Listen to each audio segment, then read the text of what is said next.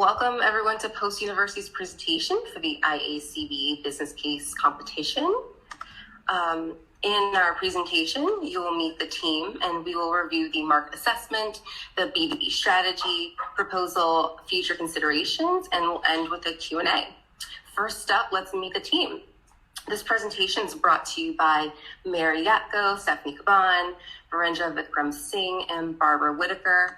Unfortunately, Barbara cannot be with us today. She is an essential employee. She works for a local municipality and is dealing with the COVID-19 situation. So all of her thoughts are represented in this presentation and we will present on her behalf. So let's jump into the market assessment. Bitcoin ATM growth. ATM use has grown substantially in the last 5 years. In a survey, the number of people who said they owned cryptocurrency rose from 1% in 2018 to 10% in 2020. In the United States, the large metropolitan cities have the largest number of Bitcoin ATMs, LA having the most at 250. Now, as we shift over to the top 10 crypto ATM operators, these top operators run 3,325 of the 7,173 ATMs there are in the world. There are an additional 546 other operators who run 3,848 ATMs. Next, let's look at the competitors. So the top competitors for Coinsource are CoinMe, General Bytes, and Lamasu. CoinMe has developed a global crypto ATM network, which handles millions of dollars in transactions each month. CoinMe is partnered with Coinstar, the same machine you can throw your loose change into. You can insert cash to purchase Bitcoin.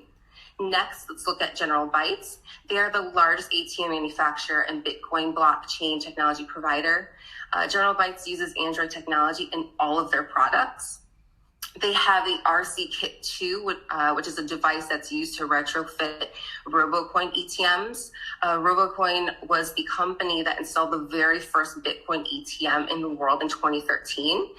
The company shut down in 2015, but some of their ATMs are left out in the wild, and General Bytes has a solution for that. Lastly is Lamasu. They are a manufacturer that custom makes hardware and software for Bitcoin ATM operators. They have a cost-efficient option. They could build a machine and do not charge for licensing fees for their fleet. Next, let's look at the target audience. So Coinsource's B2B target audience falls into 6 categories: Bitcoin and blockchain technology providers, underbanked consumer access points, crypto-friendly banks, financial advice websites, European market, and professional networking. We're going to take a deeper dive into these 6 categories. To begin the B2B proposal, I'm going to hand it off to Mary. Mary? Thank you, Stephanie. Our multi-pronged approach includes key business partnerships both within the Bitcoin industry, as well as developing new channels with strategic partners to continue to drive Coinsource's growth.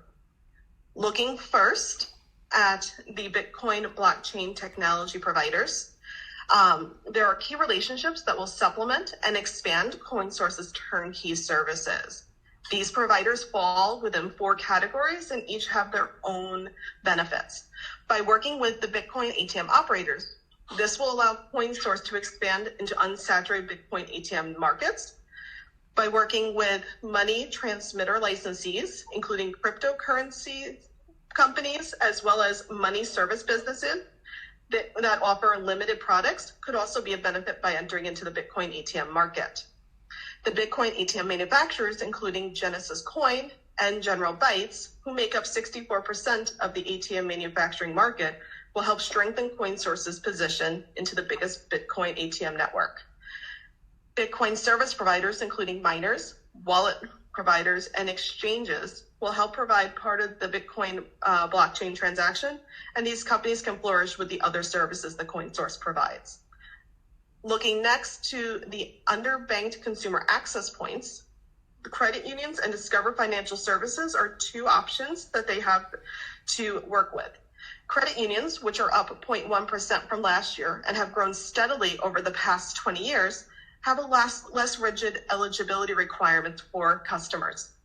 With 5,400 credit unions that have 122 million members, This is establishing an exclusive partnership with these national organizations will allow Coinsource to move into previously underdeveloped markets. Additionally, Discover Financial Services, who focus on students and small businesses, are another opportunity. Both students and small businesses typically are early adopters of disruptive technology. Discover currently has 415 traditional ATMs in the US, and Coinsource can look towards the new Visa Coinbase relationship to further this development. Now, we want to acknowledge COVID-19 as it has impacted everyone's business. And during this time, the digital business will be key, and leveraging financial advice websites will be a great starting position into the B2B avenue for Coinsource. NerdWallet.com has both money and investing segments that lack a Bitcoin presence. In the money segment, there is a subcategory for making money, and Coinsource has an opportunity to develop these segments into organic lead generation. Looking next at the ATMIA, the ATM Industry Association, there is an individual presence from Bitcoin in this organization.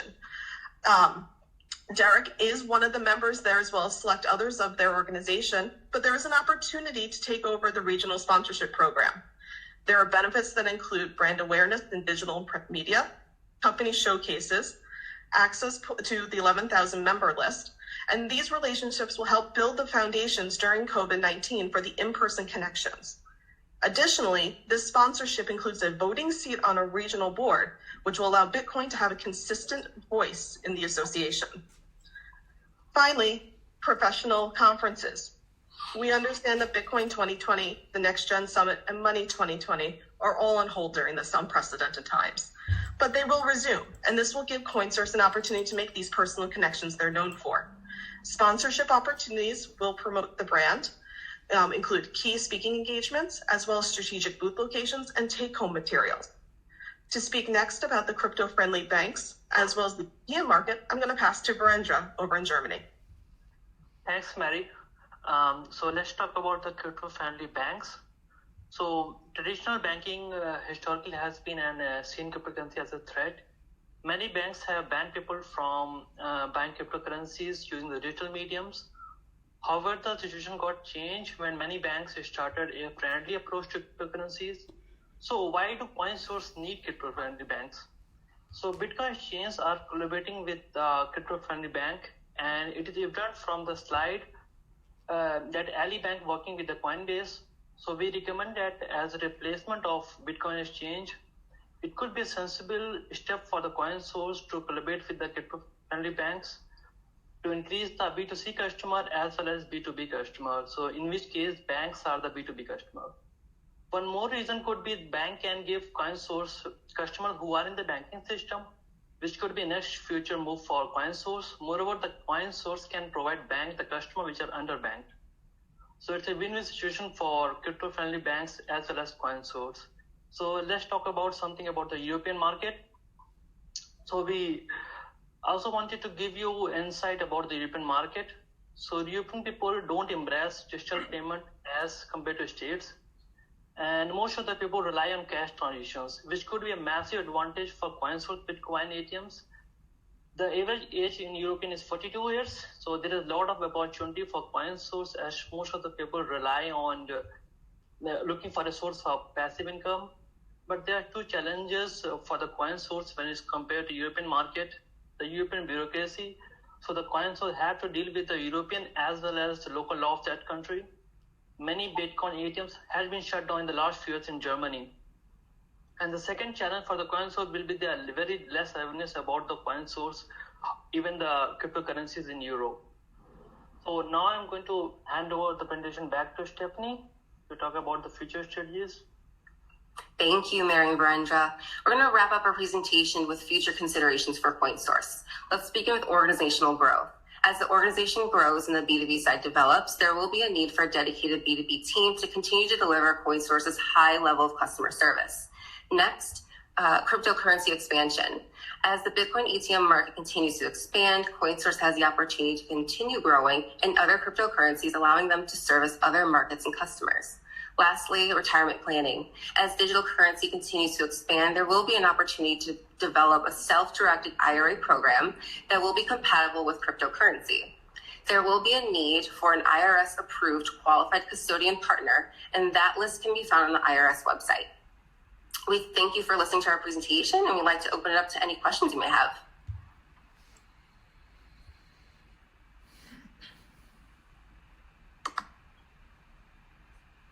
I do have one for you guys. Great job. Again, very thorough, good presentation skills from all of you guys, and I appreciate the work. With respect to the opportunities in the European market, can you talk about any analysis you did on the effort to establish the presence there, take over that abandoned market versus the rewards? So we do a research on. I do research about how many ATMs are currently present in Germany. Especially, I'm talking about only Germany. So there is a company called it's a Polish company. It's called it's a funny name. It's called Shitcoin Clubs. And so the company is, having ATMs. They started 2 years before, and now they are, the financial institution in Germany. They abandoned everything in the ATMs in Germany. They cannot do their business, and I can see even the ATMs in Stuttgart and Frankfurt, and it's closed down. And if you look at the website, so they are currently trying to, talk with authorities to reopen the business. So I will say that the countries are jumping. France, in the last few months, they also allowed Bitcoin as a source for the currencies. But as I told you, it's a very baby stage. So we need to have more challenging about the awareness about the peoples. Hardly anyone knows about cryptocurrencies, and it's a scary concept here.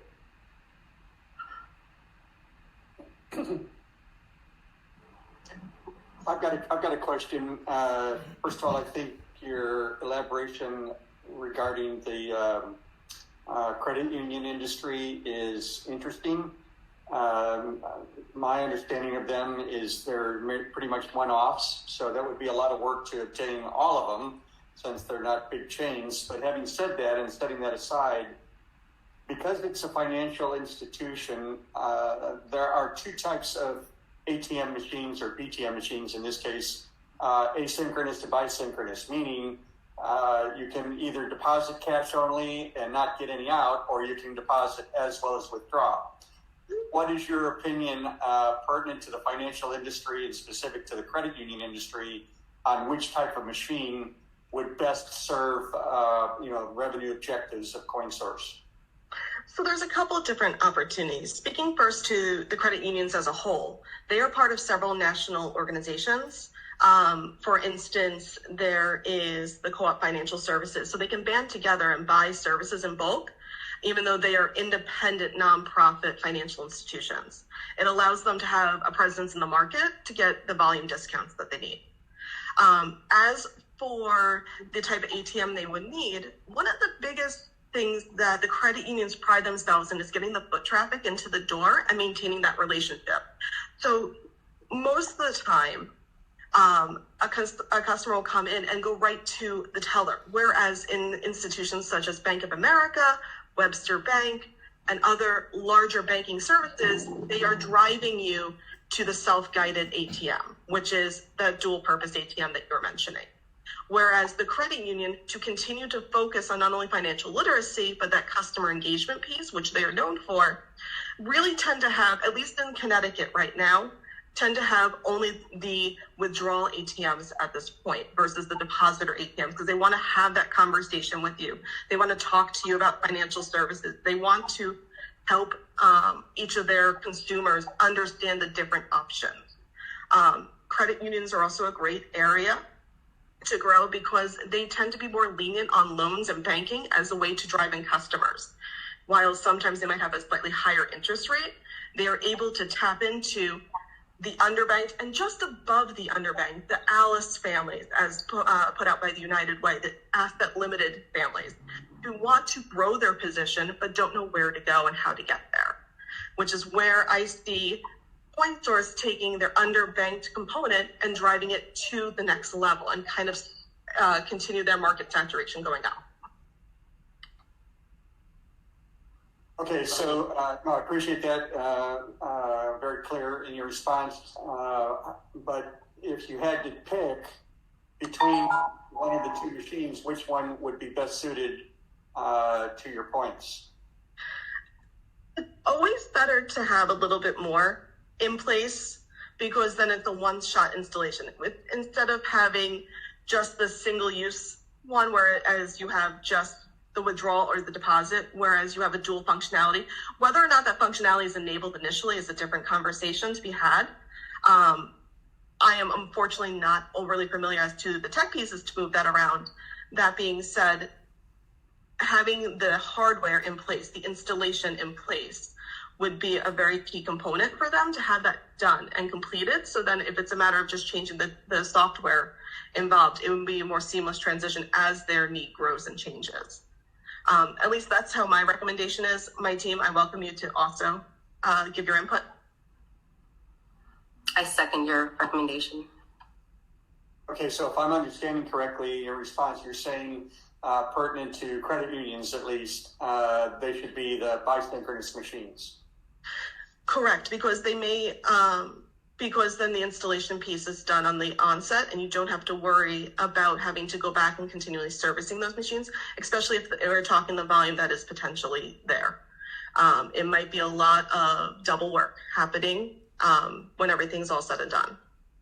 To your point, though, well put, that credit unions like to have that personal touch with their customers. If you have a bisynchronous machine, that pretty much or mitigates some of that personal touch. Whereas if it's deposit only, then that forces me to go to the counter to, continue that personal touch. So I know that there's pluses, minuses of both, 6 of one, half dozen of the other. I'm just trying to see the way in the balance your assessment based on, what you've done for this presentation.